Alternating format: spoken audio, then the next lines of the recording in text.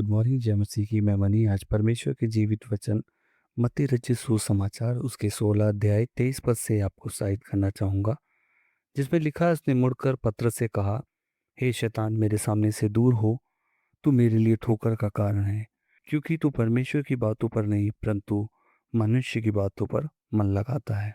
प्रियो, जब हम मत्ती रचित सुसमाचार उसका 16 अध्याय 21 से 23 पद पढ़ते हैं, तब प्रभु यीशु मसीह अपने विषय में भविष्यवाणी करते हैं। वो बताते हैं कि किस तरह से मुझे कीलों में ठोका जाएगा, उसे कोड़े मारे जाएंगे, उस पर थूका जाएगा, उसे मार डाला जाएगा। परंतु ये सब बातें वे समझ नहीं सके। वे अंदर ही अंदर कहने लगे, हमारे प्रभु के पास तो अधिकार है, इतनी अधिक सामर्थ है, तो क्यों उससे दुख उठाना पड़ेगा। इसी के कारण मानवीय उत्सुकता के कारण पतरस प्रभु को चेताता है, हे प्रभु, परमेश्वर ना करे, तुझ पर ऐसा कभी ना होगा। पतरस बहुत प्रेम से और आदर से इन शब्दों को कह रहा था, परंतु वह नहीं जानता था कि वह दुश्मन के हथियार के रूप में उपयोग किया जा रहा है। पतरस मानवीय उत्सुकता से खिंच गया था। प्रभु यीशु को क्रूस पर जाने से रोकने में स्वयं प्रभु के प्रति प्रेम दिखा रहा है, ऐसा वह समझा रहा था। परंतु शैतान उसका उपयोग कर रहा था। ये बात पतरस नहीं समझ सका। इसीलिए प्रियो, प्रभु को ऐसा कहने की जरूरत पड़ी कि हे शैतान, मेरे सामने से दूर हो जा। हम जब भी परमेश्वर के कार्य में रुकावट लाते हैं, तब मानवीय उत्सुकता के कारण ऐसी परिस्थितियों में आप फंसे ऐसी संभावना है।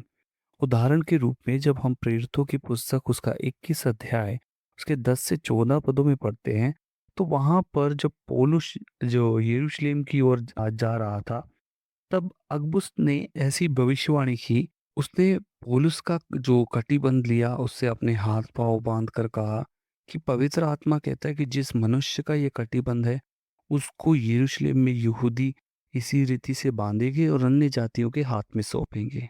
यह बात सुनते ही पौलुस के जो साथी थे, जो उससे प्रेम करते थे, रोने लगे और कहने लगे कि वे पौलुस को कहने लगे कि तू यरूशलेम नहीं जा। परंतु परमेश्वर की इच्छा क्या थी, इसे पौलुस जानता था। इसीलिए उनसे कहता है, तुम क्या करते हो कि रोकर मेरा मन तोड़ते हो। मैं तो प्रभु यीशु मसीह के नाम के लिए यरूशलेम में ना केवल बांधे जाने के लिए नहीं, वरन मरने के लिए भी तैयार हूँ।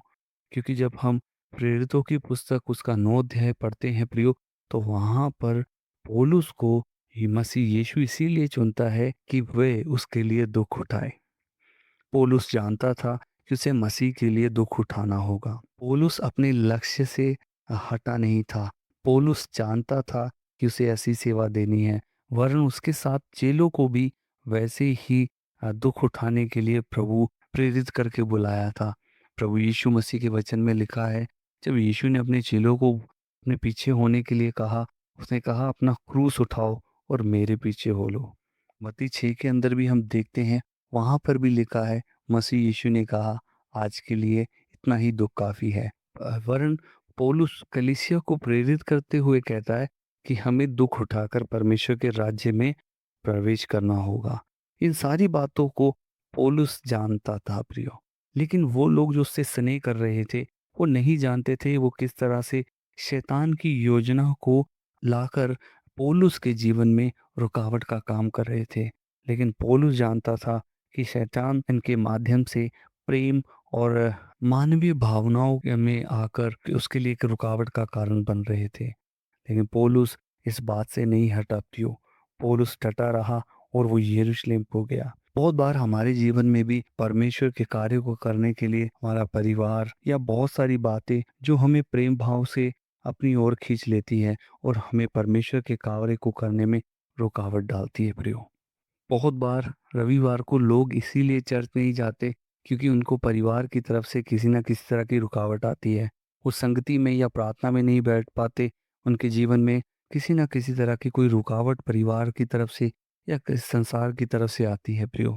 आप उन बातों को जानें। परमेश्वर का वचन कहता है कि हे प्रियो, हम शैतान की चालों से अनजान ना रहे। सो हमें उस शैतान की चाल को जानना है जो हमें परमेश्वर में मसीह में बढ़ने से रोकती है, उसके कार्य को करने के लिए रुकावट डालती है। यदि आपके जीवन में कुछ ऐसी रुकावट है, तो उसे दूर कर कर मसीह में बड़े प्रियो। प्रार्थना करेंगे। पिता, इस समय मैं अपने प्रिय भाई बहनों को आपके हाथों में देता हूँ। जो आपके वचन को सुनते हैं, जिनके जीवन में प्रभु आज कुछ रुकावटें हैं कि वो आपके कार्य में प्रभु आगे बढ़ नहीं रहे। प्रभु उन सारी रुकावटों को दूर कीजिए, अनुग्रह करें, ताकि आप में और अधिक बढ़कर प्रभु आपके कार्य को करने वाले बने, आपके प्रेम को लोगों तक पहुंचाने वाले बने, आपकी सेवा को आगे लेकर जाने वाले बने, यीशु के नाम में, आमीन।